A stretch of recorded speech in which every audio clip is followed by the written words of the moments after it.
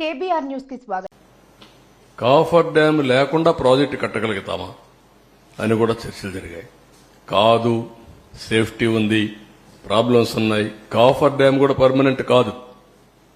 Copper dam 2 ఏళ్ళలో 3 ఏళ్ళలో ఉంటుంది.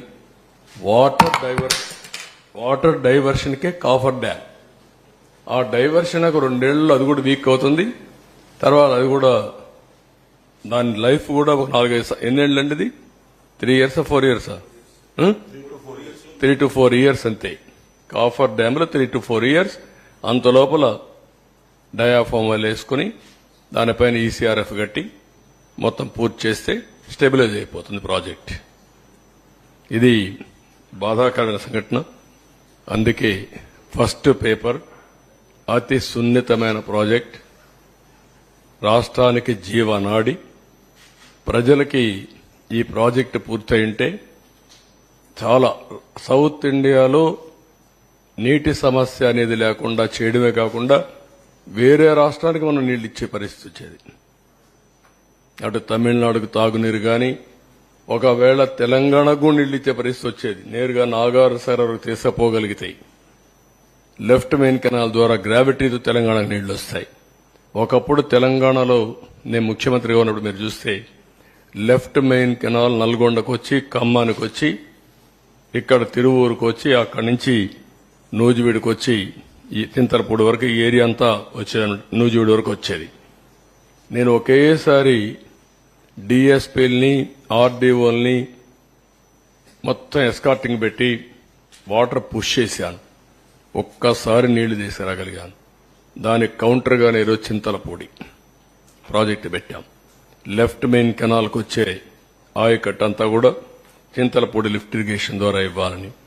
ఇది ఆ రోజు కూడా ఇక్కడనే ఏదైతే వైకుంఠపురం ప్రాజెక్టు కట్టి తద్వారా నీళ్లను అక్కడ తీసుకువచ్చి నాగార్జున సాగర్ రైట్ మెయిన్ కెనాల్కి ఇస్తే తద్వారా ఆ ప్రాజెక్టు వల్ల మొత్తం నాగార్జున సాగర్ లో ఆయకట్టు అంతా కవర్ అవుతుంది. ఆ నీళ్లు శ్రీశైలం నిలబెట్టి రాయలసీమకి వచ్చాను. చాలా మొన్న కూడా మీకు అందరికీ చాలా ఎడ్యుకేట్ చేశాను నేను. అల్టిమేట్ గా రాయలసీమ బాగుపడాలంటే నల్లమలై ఫారెస్ట్ లో ఒక టనల్ తీసుకొని ఎక్కడైతే బనకచర్ల రెగ్యులేటర్ హెడ్ రెగ్యులేటర్ దగ్గర తీసుకుపోతే రాయలసీమ గేట్వే అవుతుంది. నవేడేస్ పెద్దగా టన్నల్స్ కూడా పెద్ద సమస్య కాదు. రోడ్ టన్నల్స్ కొడుతున్నారు, రైల్వే కొడుతున్నారు, అన్నీ వస్తున్నాయి. ఇది ఓవరాల్ గా ఇది నా బాధ, ఆవేదన. ఓసారి చాలా తపనిస్తుంది, చాలా కోపం వస్తుంది, ఇరిటేషన్ వస్తుంది. అయినా కూడా ఇది సరే. వీళ్ళ ప్రకటనలు అది వినాల్సిన పని కూడా మీరు చాలా సార్లు విన్నారు. ఇంటే ఏనండి సరిపోతుంది. ప్రాజెక్టు పనులు మొదలైపోయాయి. ప్రాజెక్టు 2021 జూన్ నాటికి కంప్లీట్ చేస్తాము, నీళ్లు ఇస్తామని కూడా ఖచ్చితంగా చెప్తాము. ప్రాజెక్టు మంచి స్పీడ్ లో జరుగుతా ఉంది. ప్రాజెక్టు బాగా కూడా పనిచేస్తా ఉంది. బాగా కూడా వర్కులు కూడా జరుగుతా ఉన్నాయి. అధ్యక్ష, ఈ ప్రాజెక్టును 1 minute మీరు అక్కడ మాట్లాడినప్పుడు చూశారు. 2021లో మాట్లాడుతున్నాడు. 2021 అసెంబ్లీలో ప్రాజెక్టు స్పీడ్ గా జరుగుతుంటాడు. అప్పుడు మునిగిపోయింది. వీళ్ళని ఏం చేయాలంటే వీళ్ళు ముఖ్యమంత్రులుగా పెట్టుకోవడం అనేది మన దౌర్భాగ్యమే కదా. ఇదే అతను మాట్లాడే మాటలు. నెక్స్ట్ ఖరీఫ్ 2022 నాటికి నీళ్లు ఇచ్చే పరిస్థితి తీసుకొని వస్తానని కూడా ఖచ్చితంగా కూడా చెప్తా ఉన్నాను అధ్యక్ష. ఆ అవరోధాలన్నీ కూడా అధిగమించి ఈ ప్రాజెక్టును 2023 ఖరీఫ్ కు కల్లా ఈ ప్రాజెక్టు పూర్తి చేస్తామని చెప్పి చెప్తా ఉన్నాం. సో ఇవన్నీ కూడా అధిగమించి ఇప్పుడు దేవుని వల్ల కొంచెం గాడిలో పడింది. 2025 ఖరీఫ్ కల్లా ఖచ్చితంగా గోదావరి పోలవరం ప్రాజెక్టు పూర్తి చేసి నీళ్లు కూడా పెట్టే పరిస్థితి వస్తుంది. జూలై ఆగస్టులో ఆ వరద 2025 జూలై ఆగస్టులో 41.15 మీటర్లలో నీళ్లు పెట్టే పరిస్థితి కూడా ఇది ఈ పోలవరం ప్రాజెక్ట్ అనేది వెరీ వెరీ కాంప్లికేటెడ్. అంత తేలిగ్గా అర్థం కాదు.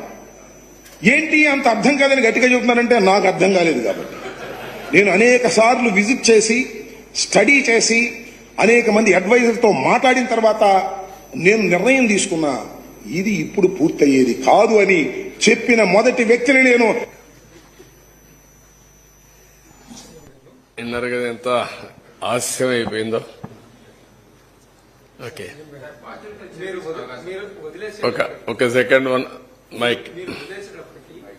1771 కోట్లు మాత్రమే మిగిలాయి.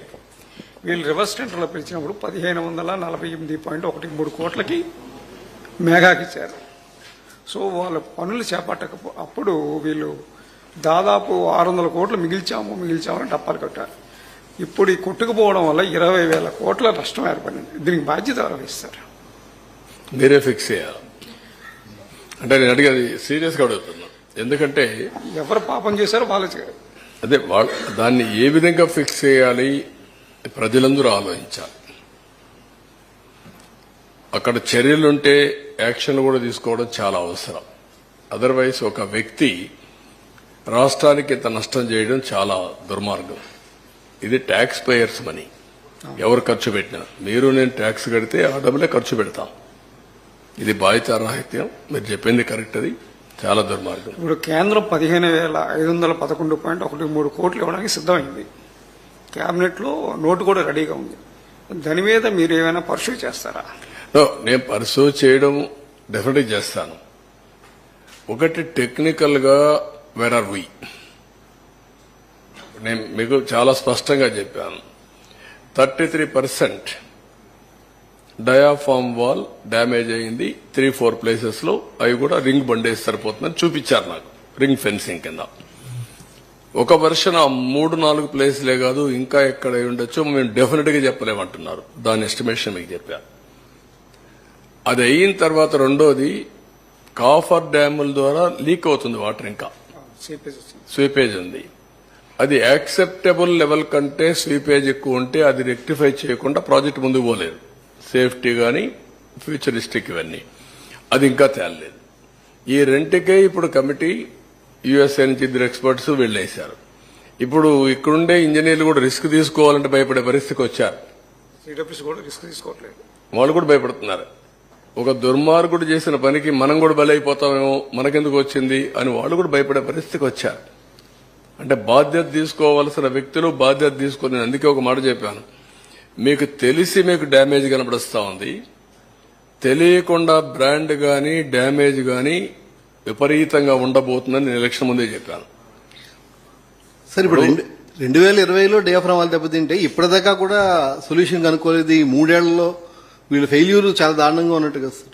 2020లో డయాఫ్రామ్ వాళ్ళు ఎంత బుకాయిస్తున్నారో చూశారు కదా. లాస్ట్ 2025 ఇప్పుడే సొల్యూషన్ వచ్చేసింది, అయిపోయింది, నీళ్లు ఇచ్చేస్తానని మాట్లాడే పరిస్థితికి వచ్చారు. ఇయర్ బై ఇయర్ అని వాళ్ళు చెప్పింది. 2021కే దెబ్బతినింది, 22 చెప్పారు, 23 చెప్పారు, 25 కూడా చెప్తున్నారు మళ్ళీ.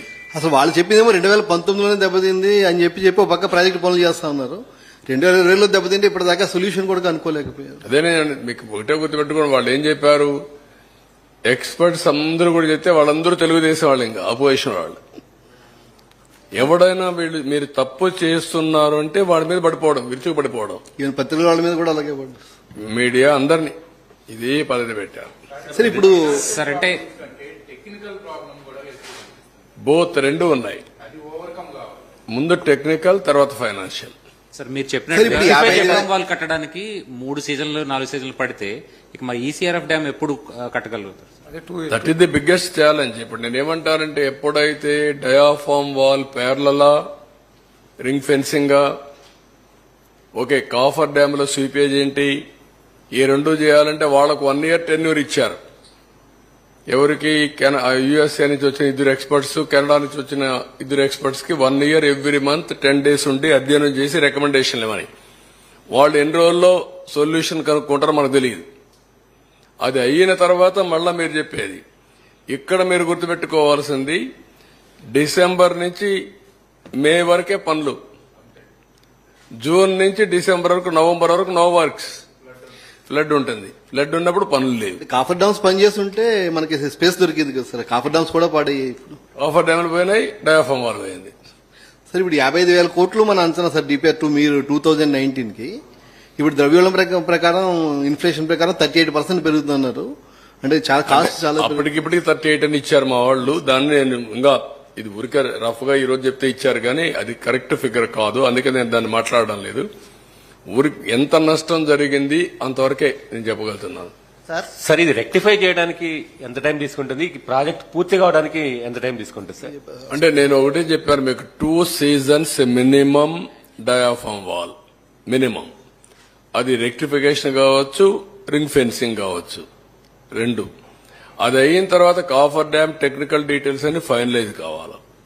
నౌ ఎన్హాన్స్డ్ ఏవైతే ఫైనాన్స్ వస్తుందో ఆ డబ్బులు ఇప్పుడు ఇవ్వాలి. ఒక వ్యక్తి చేసిన పాపానికి కేంద్ర ప్రభుత్వం కూడా ఇప్పుడు నష్టపరిహారం కట్టివ్వాలి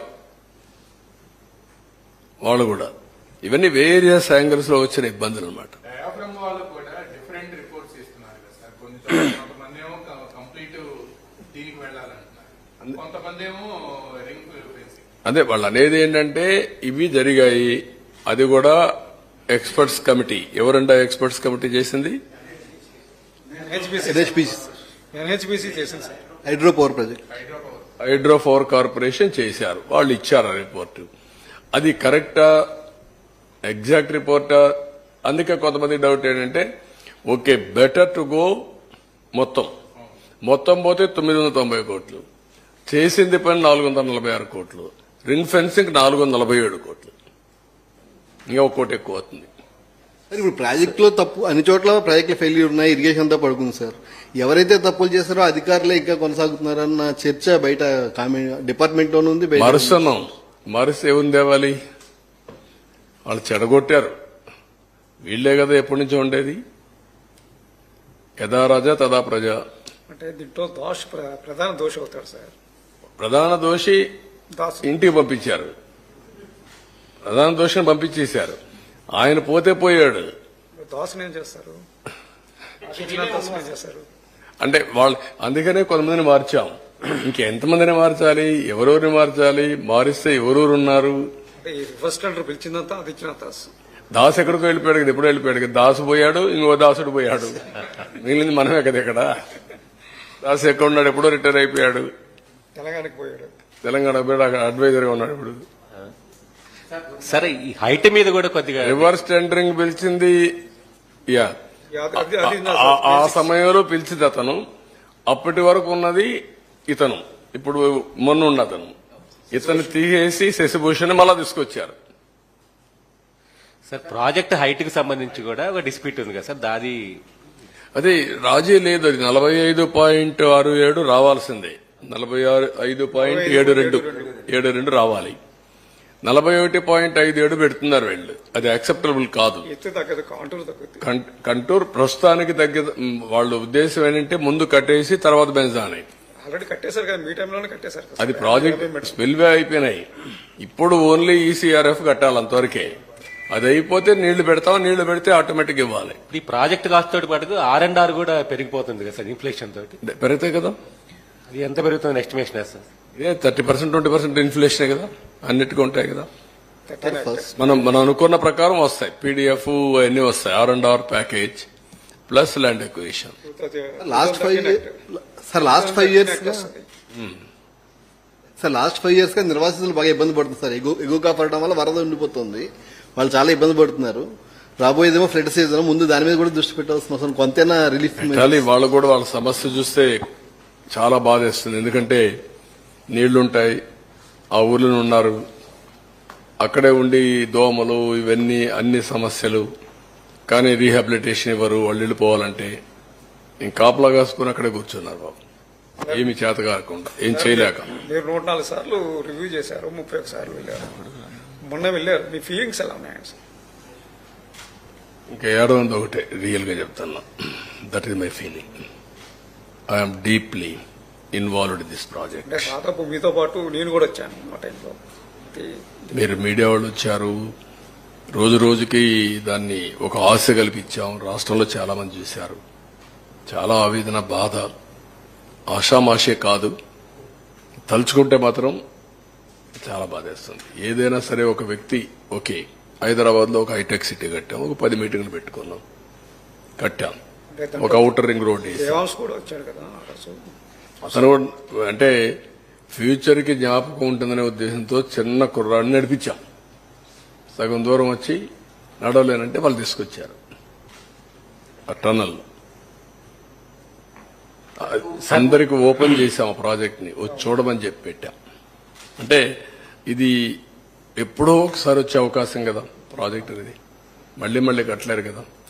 అందుకే బస్సులు పెట్టి తీసుకొచ్చి భోజనం పెట్టి దీన్ని చూపించి పంపించాం. సార్ ఫస్ట్ ప్రయారిటీ పోలవరం అని చెప్పి మీరు అంటున్నారు. లాస్ట్ గవర్నమెంట్ లో మీరు ప్రతి సోమవారం పోలవరం అన్నారు. ఈసారి కూడా అలా ప్రతి సోమవారం పోలవరంగా రివ్యూ చేస్తారా? నువ్వు చేయాలి, కానీ ఇవన్నీ సెట్ కావాలి కదా. ముందు సెట్ కాకుండా సోమవారం కూర్చొని నేను చేయగలుగుతాను? ఈ ఎక్స్పర్ట్స్ అంతా కూర్చోవాలి, ఈ ప్రాజెక్ట్ రిపోర్ట్ అంతా చేయాలి, వాళ్ళంతా సొల్యూషన్ ఇవ్వాలి. సొల్యూషన్ రావడానికి 1 year పట్టింది. నేను అందుకనే ఫస్ట్ టైం ఈసారి కూడా నేరుగా పోలవరంకి వెళ్ళా. వాస్తవ పరిస్థితులు రాష్ట్ర ప్రజలకు తెలియజేయాలన్న ఉద్దేశంతో పోలవరానికి వెళ్ళా. First visit during my tenure పోలవరమే ఈసారి కూడా. సార్ రివ్యూ మీద కూడా అబ్జెక్షన్స్ ఉన్నాయి సార్. ఎవ్రీ వీక్ చేయడం వల్ల మాకు పని చేసుకునే అవకాశం రాలేదు అని ఇంజనీర్ అంటే ఆ రోజు మనం చేయడం చాలా అవసరం. ఈ రోజు ఇప్పుడు రెగ్యులేట్ చేయాలి, దీన్ని రీషెడ్యూల్ చేయాలి. Will do that. మాకు పని చేసుకునే అవకాశం దొరకట్లేదు. ఈ రివ్యూలకి టైం అంతా అయిపోతుంది. అంటే మనం వర్చువల్ గా పెట్టినప్పుడు వీళ్ళు చూసే రావాల్సిన పనిలే కదా. అక్కడే ఒక ½ hour ఉంటే బ్రీఫ్ చేసేవాళ్ళు. ఎవ్రీ మీటింగ్ రమ్మనేవాడిని కాదు నేను. ఇక్కడ సెక్రటరీలో ఉండి సెక్రటరీ వచ్చేవాడు, వాళ్ళు అక్కడే ఉండేవాళ్ళు ప్రాజెక్ట్ లో. వర్చువల్ గా వీడియో కాన్ఫరెన్స్ కి వచ్చేవాళ్ళు, గైడెన్స్ ఇచ్చేవాడిని. అట్లా